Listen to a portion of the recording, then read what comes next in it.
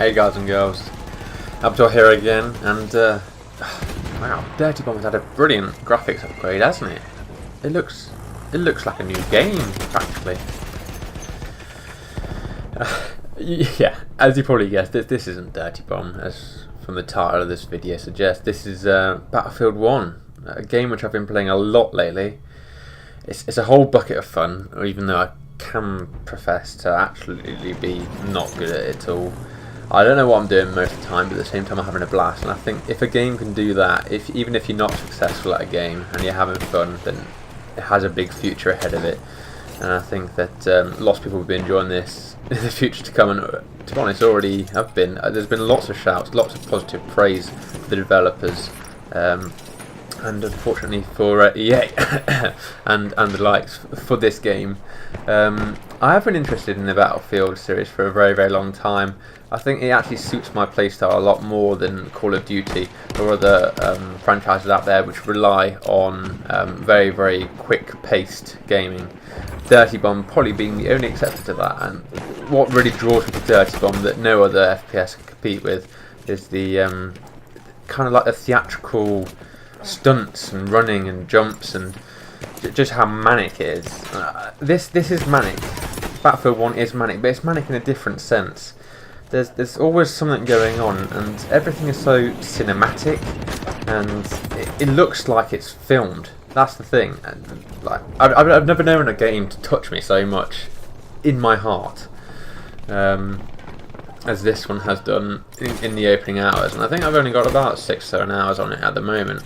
And most of it has been playing either the support class, which is basically engineer, and the medic class, which is here with the rifle. One thing that I do have to ooh, nice kill there. One thing I have to definitely mention: if you're going from some game like Dirty Bomb or Call of Duty to a game like this, especially one which has such weapons as Battlefield 1, this game being based up from World War I, whereas most shooters, especially classical ones now, are based on World War II. We're having a shift now towards more modern shooters. Yeah, the weapons themselves. Hey, double kill! You don't see that very often, especially from me. I think I just flump it here. Yeah, there's too many enemies around me. I think I'm totally out of position in this spot here. I know, obviously, you go and capture the objectives, you go and capture the flag, and then you move on to the next sector. This being the I forget what it's called now. Someone remind me in the comments below what game mode this is. But you basically go. Oh yeah, there's a bit of glitch in there. That's odd. I've noticed that a few times. Some skull and crossbones indicating deaths to flicker in and out of the map while you're on the main spawn screen. That's a bit odd. That's something that needs to be fixed. But going back to what I was saying, the weapons themselves to a very kind of slower pace and a sort of game style which is, I'd say, relaxed, but my shoulders have been tensed up for like the past 6 hours playing this game, so it's certainly not relaxed. It keeps you on the edge of your seat, but at the same time it is very, very different to Dirty Bomb, which comes in short bursts, and then after a while you kind of get, it does get stale, Dirty Bomb, but at the same time there's so many possibilities that you can't possibly put a number of hours on it until you're burnt out. You just have to do what you do with other games and then take a break from it, which is exactly what I'm doing with Dirty Bomb at the moment. I get 8-2. I think this might be my third match ever, because the matches are blooming long. I think the one after this, it was a 5-stage conquest or whatever it was, and the first stage it takes place over 2 maps. The first map took about 45 minutes to complete because they were the concept is that there are several sectors, and the attackers have got to get through each sector, capturing both or 3 objectives in each sector. And once they've held that for a certain amount of time, they move on to the next sector, and the defenders get pushed back. And I think there are 5 sectors in each map. And once you push a set of players out of the first one, once the attackers are successful, it goes on to the next map. That's obviously if the attackers win. If the defenders win, then it stays where they are, and that's the end of the game, and the rounds start again. But there are 4, I believe, different kind of like big maps containing these smaller maps. I don't really know. I suppose you could call it a scenario of some sort. And yeah, you can tell there. Oh, how brilliant accuracy! Oh, just look at that! Look at that! That looked like it was set up. Okay, but it wasn't. This is all a dynamic gameplay. None of it's scripted. None of it's kind of like coordinated. And this is only the 40-player version. You can get 64 on each side as well. And as you can see, so this is the main spawn screen here, and I'm going to choose to spawn here in with the squad mate. And so the defenders win if the attackers run out of spawns, and of course you don't. So you have these things at the top of your screen, and they're tickets. That's how many lives effectively that each team has used, and you use a life when you spawn, and if you spawn on a squad mate, then that's absolutely fine.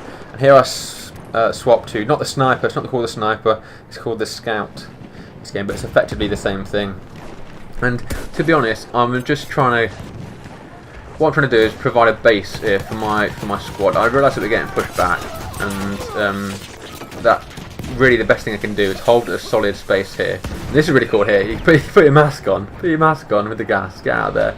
There is still the advantage to being in the gas. You can't aim down sights with your primary when you're in gas. Even if you have got the gas mask on and it's not having any negative effect on your health, it's still not beneficial to like stay around in that area. And of course, like the visibility is reduced as well. Yeah. But what I was saying, there I get blasted to pieces by a anti-tank gun. What I was saying was that I was trying to provide a base for my squad to spawn at. It's beneficial for your squad mates to have a front close position to spawn on that are away from the main objective points. So I was trying to sit back, be that point, be that support, even though like traditionally snipers, and in this case scouts, have a bad rep for not really doing anything contributing towards a team effort. But I think that can change in such a scenario where you have the ability to spawn in on those people, and really you need them. They are a backbone of the support that is needed to win a game. Look at that, ragdoll. That is probably one of the most impressive things about this game. I love the ragdoll effect after you've killed somebody.